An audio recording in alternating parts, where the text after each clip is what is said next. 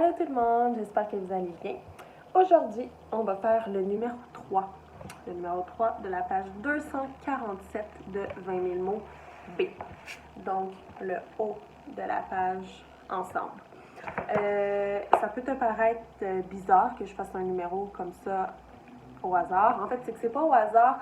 Je trouve que c'est une belle façon de regrouper ce qu'on a appris sur les verbes en troisième année. Puis je veux qu'on prenne vraiment le temps de la faire ensemble, moi chez moi en vidéo et vous à la maison en regardant la vidéo, parce que je considère qu'en terminant la troisième année, c'est quelque chose que tu devrais savoir. Tu devrais savoir c'est quoi un verbe au passé, c'est quoi un verbe au présent, c'est quoi un verbe au futur. Ça se peut très bien que tu oublies comment l'écrire et il n'y a pas de problème. Ça, c'est des choses qu'on apprend par cœur, tu vas les étudier jusqu'en sixième année. Cependant, je te demande, si je te dis « il mangeait », ben je m'attends à ce que tu saches que c'est un verbe au passé et non au futur. OK?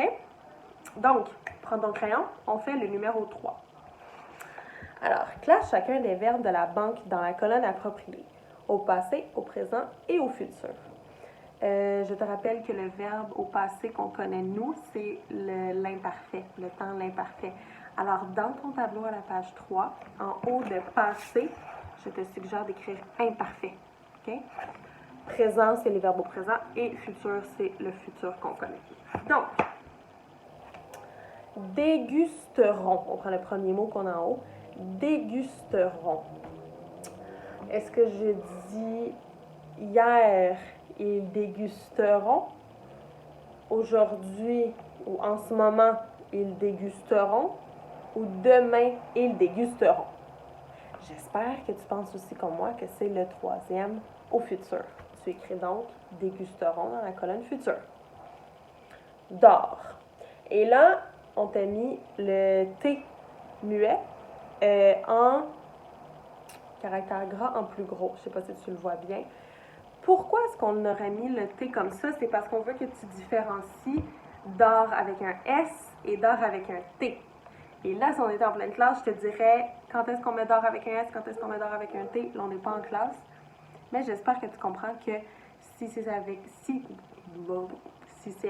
je ou tu, c'est avec un S. Et si c'est avec il, elle, on va mettre un T. OK?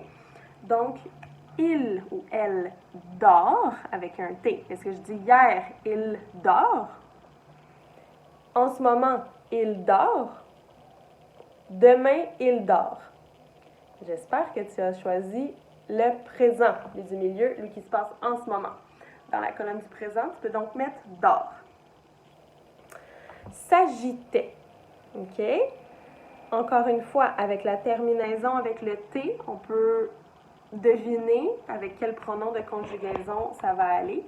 Et puisque c'est un T, c'est avec le il ou le elle. Donc, est-ce que hier, il s'agitait? Est-ce qu'en ce moment, il s'agitait? Ou est-ce que demain, il s'agitait? OK? Ça va paraître répétitif, les amours, mais pose-toi la même question toujours. Hier, en ce moment, demain. Eh bien, c'est hier qu'il s'agitait, donc c'est au passé ou à l'imparfait. Donc, dans la colonne passée, tu écris s'agitait. S'accroche. Évidemment, un NT, on te l'a mis en caractère gras parce qu'on veut que tu vois la terminaison. Avec le NT, on peut deviner que c'est le il, elle au pluriel. Donc, est-ce que hier, il s'accroche? Est-ce qu'en ce moment, il s'accroche? Ou est-ce que demain, il s'accroche? En ce moment, il s'accroche donc au présent. Tu le mets dans la colonne présent. Ensuite, naissons. Avec la terminaison, on est capable de savoir que c'est nous. Donc, est-ce que hier, nous naissons? Écoute bien. Est-ce que hier, nous naissons? Est-ce qu'en ce moment, nous naissons? Ou est-ce que demain, nous naissons? Celui-là, les amours, est particulier parce que je t'avouerais que c'est quand même rare qu'on utilise « nous naissons » dans une phrase, parce que plusieurs bébés naissants ne pourraient pas parler, mais quand même. Ce serait « en ce moment, nous naissons ». OK? Au présent. Capturons. On regarde encore la terminaison, on voit le ONS, on sait tout de suite que c'est nous. Nous capturons. Est-ce que c'est hier? Nous capturons.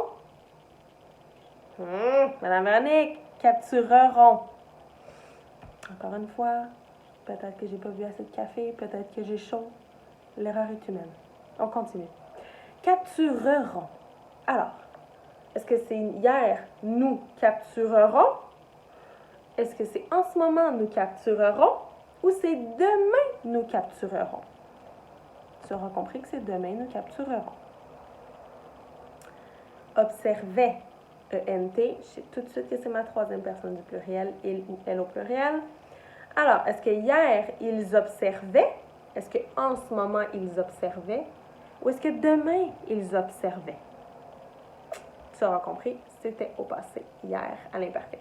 Ils observaient. Virevolterait. Quel beau mot. J'adore, j'adore. OK. Est-ce que hier, vous, parce que tu auras compris qu'avec le EZ, c'est toujours vous. Alors, est-ce que hier, vous virevolterez? Est-ce que en ce moment, vous virevolterez? Ou est-ce que demain, vous virevolterez?